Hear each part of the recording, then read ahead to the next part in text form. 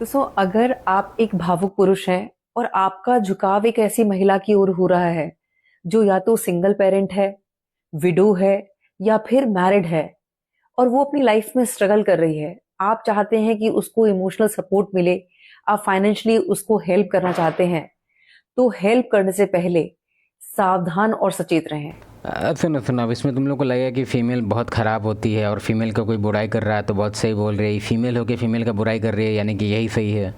पहले एक चीज़ तुमको हम बताना चाहते हैं, तुमको ये चीज़ पता है यूनिवर्स का बेसिक कॉन्सेप्ट कि अपोजिट अट्रैक्ट्स, ठीक है, मतलब दो अपोजिट चीज़ें आपस में अट्रैक्ट होती हैं।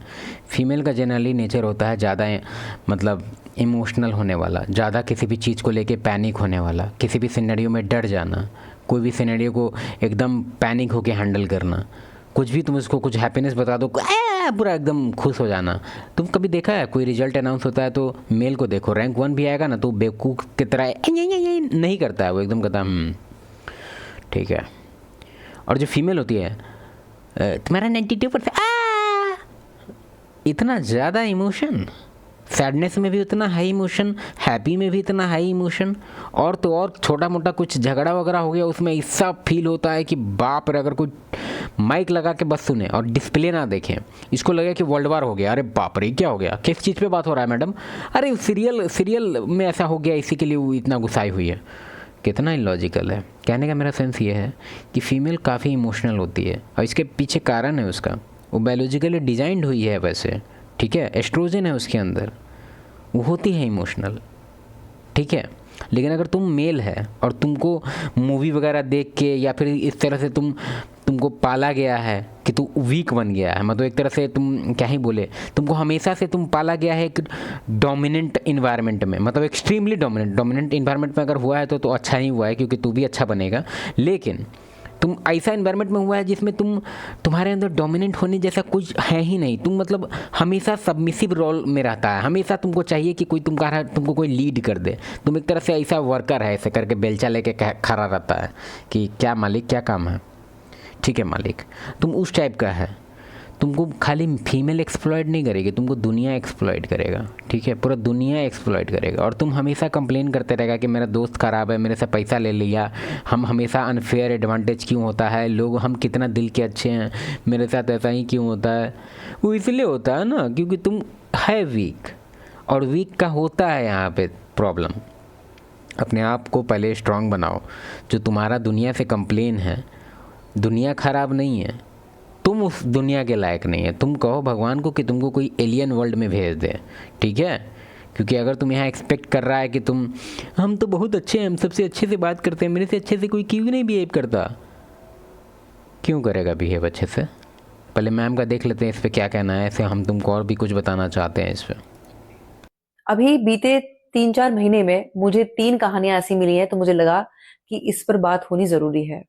हमारे 3 व्यूअर हैं जिन्होंने अपनी अपनी कहानियां मेरे साथ शेयर करी हैं, जिसमें उन लोगों ने उन जिन महिलाओं के साथ वो अटैच थे, उनके साथ इमोशनली एक बॉन्ड अच्छा स्ट्रॉन्ग करने के लिए बेहिसाब पैसा लुटाया, उनकी जिम्मेदारी ली, उनके बच्चों की जिम्मेदारी ली, उनके परिवार की जिम्मेदारी ली, और एक सर्टेन टाइम बाद, पैसा लुटाने के बाद, वो इस उम्मीद में थे कि शायद अब ये रिश्ता जीवन भर का होगा, और एक सर्टेन कैसे होगा जीवन भर का रिश्ता। तुम उसको साफ दिखा रहा है कि तुम क्या देने लायक हैं, साफ दिखा रहा है।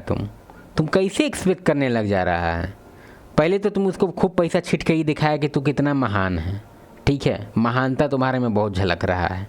लेकिन उसके पर्सपेक्टिव से देखा जाए तो उसको पता है कि उसके पास कितना वैल्यू है, उसको पता है कि समाज में उसका कितना रैंक सिस्टम है, उसको पता है कि तुमको उससे क्या चाहिए। तुम अगर शुरुआत में उस चीज़ पे एकदम उसको एक्नॉलेज ही नहीं कर रहा, तुम कह रहा कि नहीं नहीं हम बॉडी वॉडी पे ध्यान नहीं देते, हम ना पर्सनैलिटी आपका बहुत पसंद है मैम, इसलिए हम आपके साथ हैं, इसलिए हम आपका इतना मदद कर रहे हैं। और तुमको लग रहा है कि इस चीज़ पे उसको विश्वास है, उसको पता है कि तुमको क्या चाहिए, उसको पता है कि तुम लाड टपका रहा है ऐसे करके। बिल्कुल एक्सप्लॉइट होने लायक ही है तुम। टाइम बाद उन सभी ने उन लोगों को ब्लॉक कर दिया। ऐसी महिलाएं भली प्रकार से जानती हैं कि जिन पुरुषों को वो ब्लॉक कर रही हैं, वो किसी भी तरीके से उन्हें हार्म नहीं करेंगे। वो जानती हैं कि वो एक निहायती शरीफ इंसान है और वो रोके रह जाएंगे, लेकिन कोई भी ऐसा स्टेप नहीं उठाएंगे जिससे उन्हें किसी भी तरह से नुकसान हो। यहाँ पर जो पुरुष इस ट्रैप में है, इमोशनल ट्रैप में है, जो लड़के इमोशनल ट्रैप में है, वो ये समझ लें कि इस बात की कोई अश्योरिटी नहीं है कि आपने लाखों रुपया पानी की तरह बहाया, उसके बाद आप ये सोचते हैं कि उस व्यक्ति का साथ आपको जीवन भर का मिलेगा। उसकी कोई गारंटी नहीं है, क्योंकि आज के कलयुग में हमें ये सीखने की जरूरत है। तो तुम इसको बोलते हैं कॉवर्ट कॉन्ट्रैक्ट, ये भी एक बुक का कॉन्सेप्ट है। इसका मतलब है कि तुम उसको इतना सारा उस पर खर्चा कर रहा है पैसा, और तुमको सामने से क्या चाहिए तुम ऑलरेडी तुम्हारे दिमाग में है, तुमको लाइफ टाइम का कंपेनियनशिप चाहिए, ठीक है। लेकिन इस चीज़ को कभी तुम बताया नहीं, और ये चीज़ बताने वाला भी नहीं है। जनरली तुम खरीद रहा है उसको, वो बिकना नहीं चाहती है।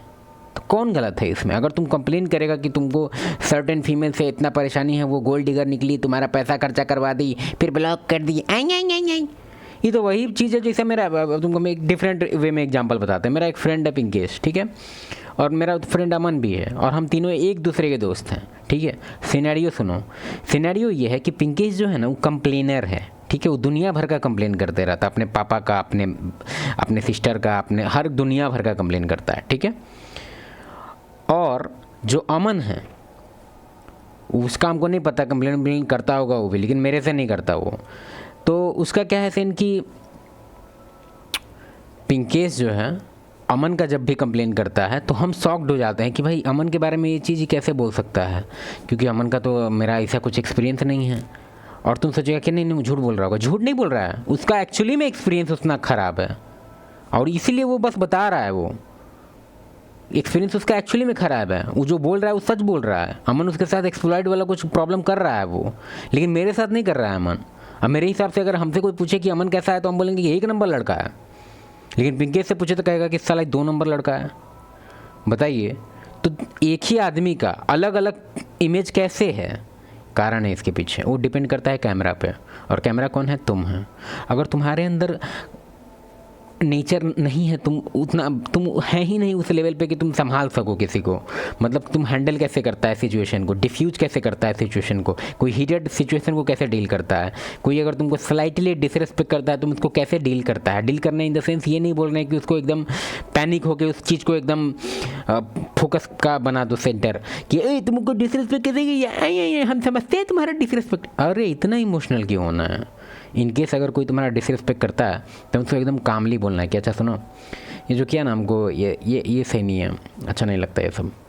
तो तुमको हो सकता है कि पॉइंट आउट करके अरे नहीं ये तो मजाक था, नहीं ठीक है मजाक है, अच्छा बात है यार, हमको नहीं पसंद यार ये, अगला बार से वो नहीं करेगा, ठीक है। सर्टेन सिनेरियो में तुमको बहुत बार तुमको पॉइंट आउट करना पड़ेगा। अगर जब भी तुमको लगे कि कुछ है प्रॉब्लम तो तुम उसको पॉइंट आउट कर सकता है, लेकिन उसका इन्वायरमेंट भी देख लेना, 1-on-1 होना चाहिए वो। उसको प्राइवेट में ही सब चीज़ के लिए टोको, पूरा भरी सभा में मत टोक देना, नहीं तो दुनिया तुमको अलग ही तुम अलग ही प्रॉब्लम खड़ा करवा देगा।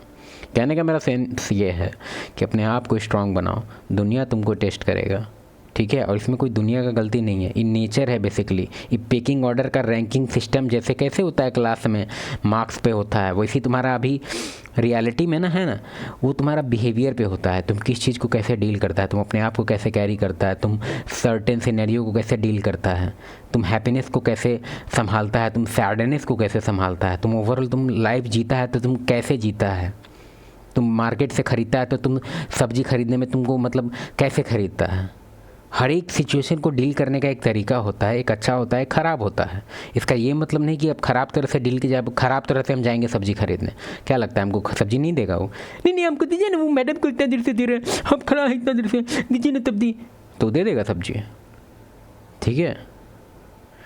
काहे नहीं देगा, सब्जी देगा। और एक तरफ से अगर मान लें हम चीज़ को समझ रहे हैं कि हाँ भाई भीड़ है, होता है आगे पीछे होते रहता है, ले लेंगे सब्जी। दोनों आदमी सब्जी लेके आया, हम भले 5 मिनट लेट हो गए होंगे, क्यों? क्योंकि हम रोए नहीं वहाँ पे, लेकिन अब इसका रोने की वजह से अब वो बाज़ार में ही डांटो सुनेगा कहीं तो ये हम कह रहे हैं ज़्यादा ओवर इमोशनल मत बनना।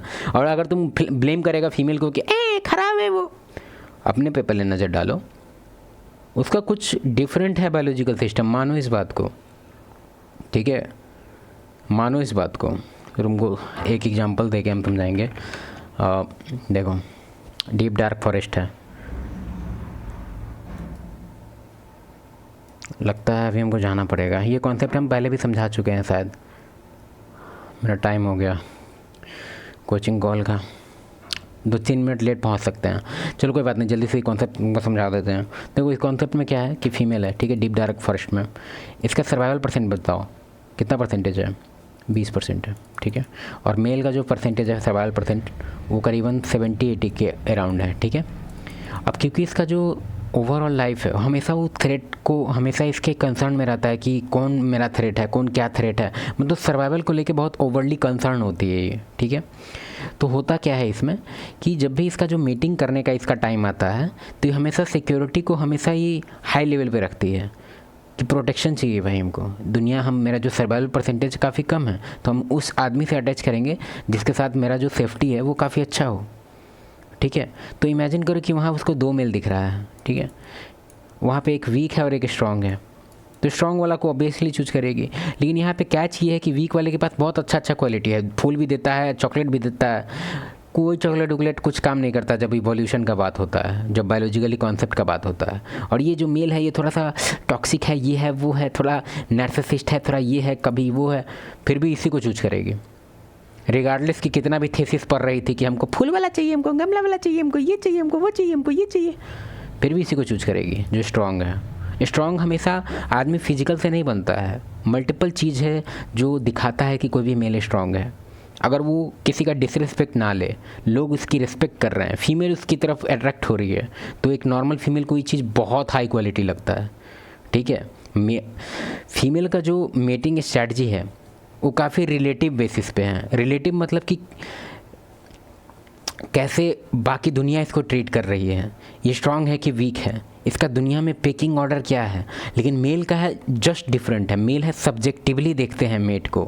कहने का तात्पर्य ये है कि हो सकता है कि जिस फीमेल को हम पसंद कर रहे हैं ओवरऑल ब्यूटी तो ऑब्जेक्टिव होता है, मानते हैं, लेकिन फॉर एग्जांपल हमको एक साइबेरिया की लड़की पसंद है, 20 ईयर ओल्ड एज है उसका, और पूरा मतलब पढ़ने लिखने आ नहीं रहा है उसको क्योंकि वहाँ पे था ही नहीं अवेलेबल, फिर भी हमको पसंद है वो।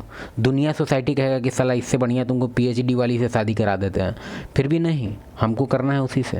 क्यों? क्योंकि मेरे अंदर ये था ही नहीं कि हमको सर्वाइवल को लेके या फूड को लेके हम उसको चूज कर रहे हैं, नहीं, हम उसको फर्टिलिटी के बेसिस पे चूज कर रहे हैं, ठीक है। अब फर्टिलिटी मतलब अब डॉक्टर नहीं बैठाएंगे, वो बायोलॉजिकली डिटेक्टर है हम लोग के अंदर कि कैसे हम लोग फर्टिलिटी को डिटेक्ट करते हैं। कैसे? 20-25 की लड़की को तुम आँख से देख के बता सकता है। हमको पता है थोड़ा सा कंट्रोवर्शियल स्टेटमेंट होगा, लेकिन हम एक बात कर रहे हैं तुम्हारा केस सिस्टम के अनुसार कि उस टाइम जो होता था वो फीमेल को देख के ही पता चल जाता था कि कौन फीमेल हाईएस्ट फर्टिलिटी टाइम में है। 30 साल के बाद तुमको फीमेल कितना भी पुट्टी पोतले ना, पूरा पेंट उठा के पोतले, नहीं बच सकती है, वो पता चल ही जाता है। कितना भी इंजेक्शन ऐसे उसे लगा ले कुछ नहीं होता, पता चल ही जाता है। और जैसे उसका तुमको पता है कि फीमेल के अंदर जो फर्टिलिटी है वो 18 से 25 में पीक होता है और बाकी फिर डिक्लाइनिंग रेट पे जाने लग जाता है। तो ये चीज़ हम लोग के कंसर्न में है। हम लोग मेट ढूंढते हैं तो हमेशा वो सब चीज़ को दिमाग में रखते हैं, लेकिन सब कॉन्शियस लेवल पे, कॉन्शियस लेवल पे नहीं, ठीक है। तो इमोशनल बंदा बंद करो और बेवकूफ़ बनना तो उससे भी पहले बंद करो।